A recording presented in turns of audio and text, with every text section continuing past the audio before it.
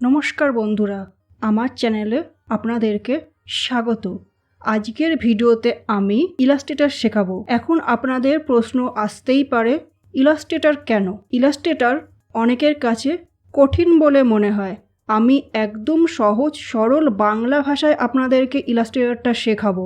Illustrator শিখে কি হবে? ইলাস্ট্রেটর শিখে আপনি ইনকাম করতে পারবেন। ফটোশপেই তো কাজ হয়, তাহলে ইলাস্ট্রেটর কেন শিখবো? শিখতে হবে, কারণ গ্রাফিক ডিজাইনার হতে গেলে ফটোশপের পাশাপাশি ইলাস্ট্রেটরটাও জানতে হবে। দেখুন, অ্যাডোব কোম্পানি ফটোশপও তৈরি করেছে, ইলাস্ট্রেটরও তৈরি করেছে। যদি সবকিছুই ফটোশপে হয়, তাহলে ইলাস্ট্রেটরটা কেন তৈরি করার দরকার আছে?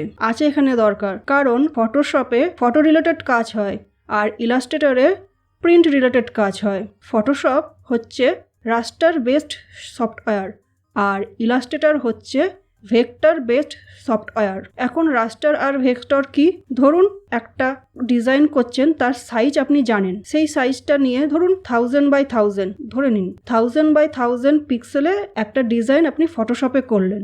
সেম ডিজাইন 1000 বাই 1000 পিক্সেলে ইলাস্ট্রেটরও করলেন। এখন দুটোতেই প্রিন্ট বার করলে সেম হবে, কিন্তু তার থেকে বেশি যদি সাইজের প্রিন্ট বার করতে হয়, তাহলে ফটোশপ থেকে বার করতে গেলে সেটা পিক্সেলেটেড হয়ে যাবে। সেই জন্য ফটোশপকে রাস্টার সফটওয়্যার বলা হয়। এইদিকে ইলাস্ট্রেটরে সেম ডিজাইনটা যদি আপনি 1000 বাই 1000 পিক্সেলের বেশি পিক্সেলের বা তার থেকে বড় সাইজের যদি প্রিন্ট করতে চান, তাহলে সেটা পিক্সেলেটেড হবে না। এই জন্যই ইলাস্ট্রেটরটা শেখা দরকার। এখন বিজনেস কার্ড বা এই ধরনের ছোটোখাটো যেগুলো সেম সাইজে প্রিন্ট হয়, সেগুলো আপনি ফটোশপে করতে পারেন, কিন্তু যেগুলো সাইজ বড় করে প্রিন্ট করতে হলে, কোনো ডিজাইন ধরুন বড় করে প্রিন্ট করতে হয়, তখন ইলাস্ট্রেটরে সেটা ডিজাইনটা করতে হবে। এখানে ফটোশপে ডিজাইন করার পর সেটা যদি তার থেকে বেশি সাইজের প্রিন্ট বার করা হয়, তাহলে সেটা পিক্সেলেট হয়ে যাবে। এই জন্য ইলাস্ট্রেটর শিখতে হবে। এখন দেখুন, ইলাস্ট্রেটরও অ্যাডোব কোম্পানির, ফটোশপও অ্যাডোব কোম্পানির। তাহলে তো এখন বুঝলাম যে ইলাস্ট্রেটর কেন শিখতে হবে। এবার চলুন কম্পিউটার স্ক্রিনে দেখে নেওয়া যাক।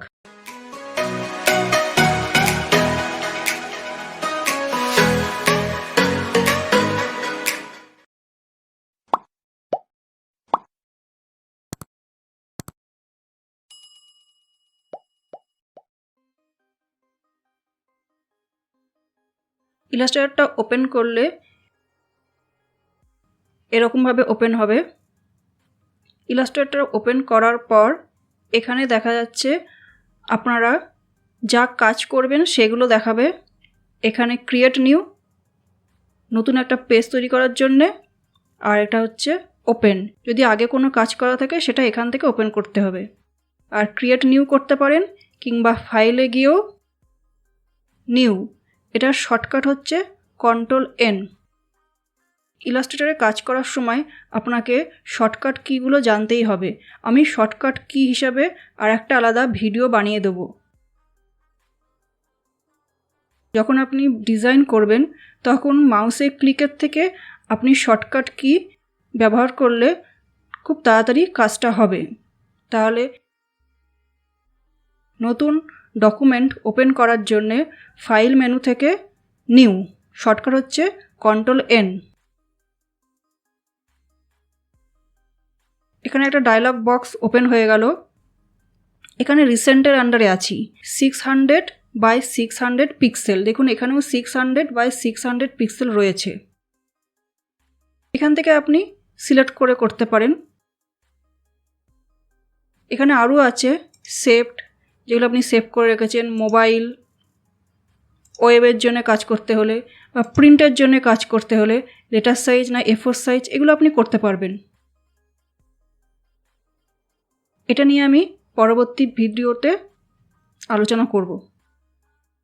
জাস্ট ফাইল থেকে নিউ, তারপর এখানে ক্রিয়েট করে দেবেন। এটা হচ্ছে ইলাস্ট্রেটরের ইউজার ইন্টারফেস। তো এখানটা আমি একটু চেঞ্জ করেছি।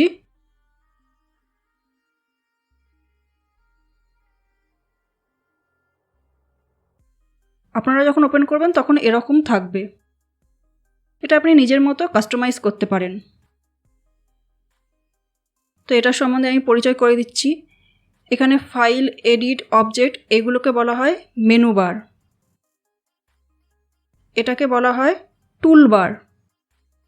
এটা এই যে ত্রিভুজের মতো অংশ আছে, এখানে ক্লিক অ্যান্ড ড্র্যাগ। আচ্ছা, ক্লিক অ্যান্ড ড্র্যাগ মানে হচ্ছে মাউসের বাটনটা ক্লিক করে সেটাকে সাইডে সরাতে হবে। ক্লিক অ্যান্ড ড্র্যাগ করে এটা আপনি পজিশন চেঞ্জ করতে পারবেন।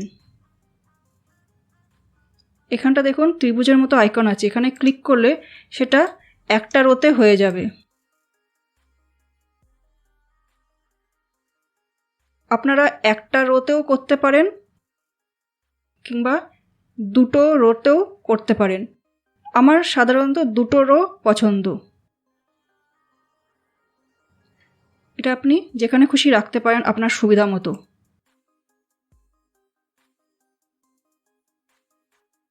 এই সাইডেরগুলোকে প্যানেল বলা হয়, আর এটা হচ্ছে আর্টবোর্ড। আচ্ছা, এখানে প্যানেলের মধ্যে এগুলো সব ওপেন থাকবে।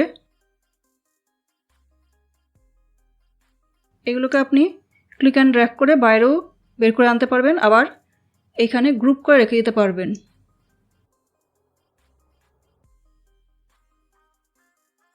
এগুলো ক্রস করে বন্ধ করে দিতেও পারবেন, আবার উইন্ডো মেনু থেকে আপনি এগুলো ওপেন করতেও পারবেন।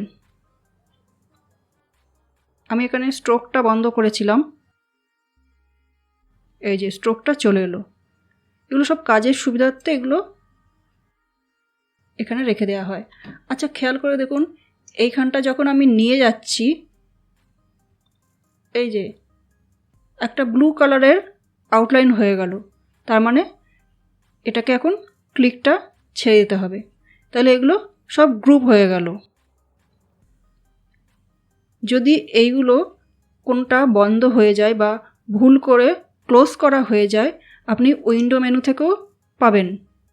না হলে এইখানে এই যে সুইচ ওয়ার্কস্পেস, এখানে এসেনশিয়াল রয়েছে, এখানে যদি কোনো কিছু ক্লোজ হয়ে থাকে তাহলে রিসেট এসেনশিয়াল।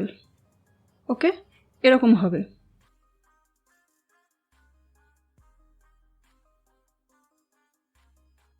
ঘাবড়াবেন না, উইন্ডো থেকে আপনি সব কিছু ওপেন করতে পারেন।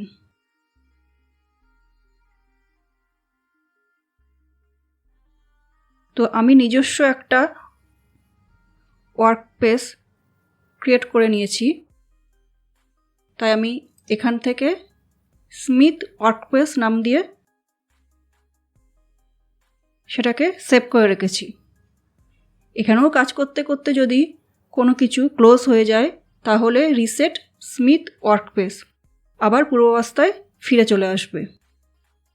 আর আপনাদের এসেনশিয়াল থাকবে, সেখানেও কাজ করতে করতে যদি কিছু ক্লোজ হয়ে যায় তাহলে রিসেট এসেনশিয়াল।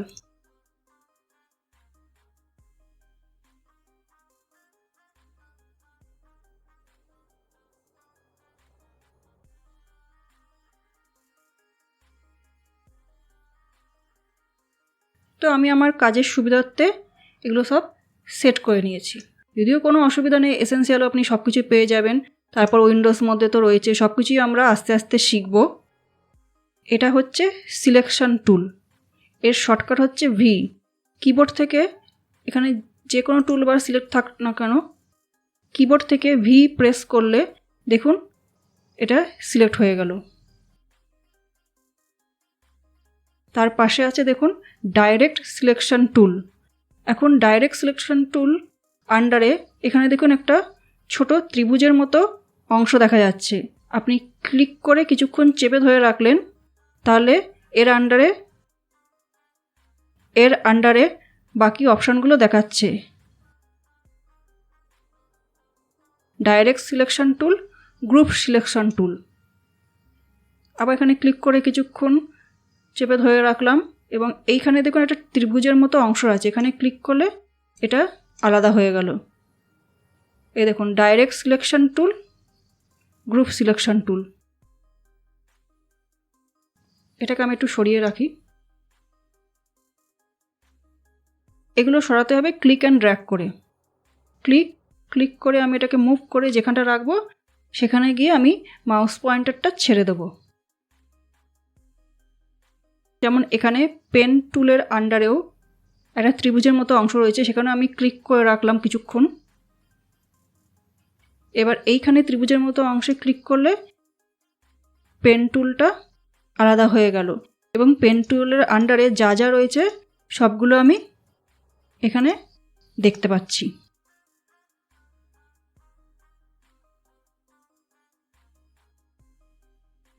আচ্ছা, আমি এবার সিলেকশন টুল নিয়ে কথা বলা শুরু করব। সিলেকশন টুল নাম থেকেই বোঝা যাচ্ছে কোনো কিছু সিলেক্ট করে। এটা হচ্ছে রেক্ট্যাঙ্গেল টুল। এখানে একটা রেক্ট্যাঙ্গেল ড্র করলাম এবং দেখুন এখানে দুটো কালার রয়েছে। আপাতত এটা সাদা কালার দিয়ে ফিল রয়েছে। কীভাবে বুঝবেন? এই দেখুন, ফটোশপে আমরা কিন্তু কোনো অবজেক্টকে মুভ করে ডকুমেন্টের বাইরে আনতে পারতাম না, সেটা ইলাস্ট্রেটরে করা যায়।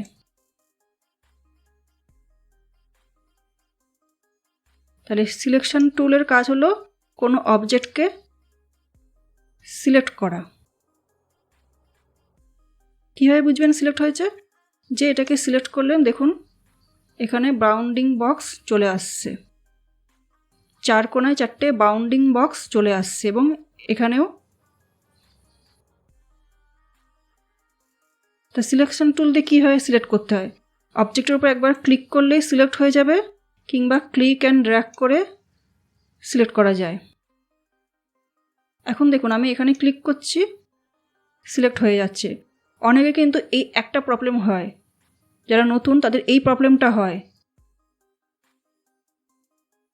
দেখুন এখন কিন্তু এটা কোনো ফিল কালার নেই, শুধুমাত্র স্ট্রোক কালার রয়েছে। আচ্ছা, ফিল কালার এবং স্ট্রোক কালার কি? স্ট্রোক কালার হচ্ছে এই আউটলাইন কালার, আর ফিল কালার হচ্ছে ভেতরের কালারটা। এই যে ফিল কালার হচ্ছে সাদা দিয়ে করা, ফিল করা আছে অবজেক্টটা। আর স্ট্রোকটা হচ্ছে কালো দিয়ে। এখানে একটু সাইজটা বাড়িয়ে নিই, এগুলো আমি পরে শেখাবো আস্তে আস্তে। এই দেখুন স্ট্রোকটা হচ্ছে কালো কালার দিয়ে রয়েছে। আর ফিলটা আমি যদি এখানে Ctrl+Z, কালো কালার দিয়ে ফিল হয়ে গেল। এগুলো সমস্ত কিছু আমরা আস্তে আস্তে শিখব। তাহলে এখন যদি বলা যায় যে কালো কালার দিয়ে স্ট্রোক রয়েছে আর ফিল কালার হচ্ছে রেড। এখানে ডবল ক্লিক করে আপনি কালার চেঞ্জ করতে পারবেন।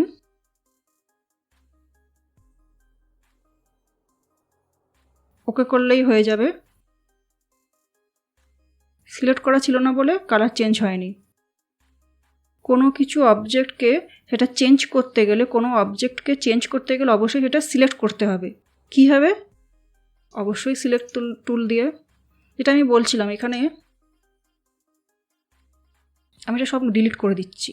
সব কিছু সিলেক্ট করে কিবোর্ড থেকে ডিলিট করলে ডিলিট হয়ে যাবে। আবার একটা রেক্ট্যাঙ্গেল টুল নিচ্ছি। এবার ধরুন ফিল কালারটা বন্ধ রয়েছে।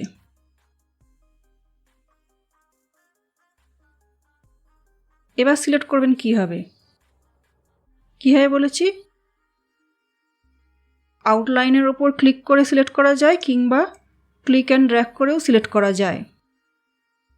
কিন্তু আমি যদি এখানে ক্লিক করি, দেখুন হচ্ছে না সিলেক্ট। কেন? কারণ এখানে কোনো কিছু ফিল নেই, শুধুমাত্র আউটলাইন রয়েছে। মানে একটা ফ্রেম ধরুন, ফ্রেম যেটা মিডিলটা ফাঁকা, সেই জন্যে ফ্রেমটাকে যখন মুভ করতে হবে, এই যে আউটলাইনটা ধরে মুভ করতে হবে। কিন্তু আমি যদি এখানে ফিল কালার দিয়ে দিই, তখন আমি যেখানে খুশি ক্লিক করে এটাকে মুভ করা যায়। এটা কিন্তু বিগিনারদের খুব প্রবলেম হয়। তাহলে আবার বলে দিচ্ছি, আউটলাইন রয়েছে, শুধুমাত্র আউটলাইনে কালার দেওয়া রয়েছে, ভেতরে কোনো কালার দেওয়া নেই। এই অবস্থায় আমি এটাকে সিলেক্ট করব কি? এখানে ভেতরে যতই ক্লিক করুন না কেন সিলেক্ট হবে না। তার জন্য কী করতে হবে? আউটলাইন ধরে সিলেক্ট করতে হবে। আর যদি ফিল কালার দেওয়া থাকে তাহলে তো কোনো ব্যাপারই না, যে কোনো জায়গায় ক্লিক করে সেটা সিলেক্ট করা যায়, মুভ করা যায়। তাহলে সিলেকশন টুলের কাজ হলো সিলেক্ট করা। যদি ফিল কালার দেওয়া থাকে যেখানে খুশি, এই অবজেক্টে যেখানে খুশি, আবার বাইরে এটা তো স্বাভাবিকই, বাইরে ক্লিক করে তো এটা মুভ হবে না। অবজেক্টে যে কোনো জায়গায় ক্লিক করে সেটাকে আমরা মুভ করতে পারি।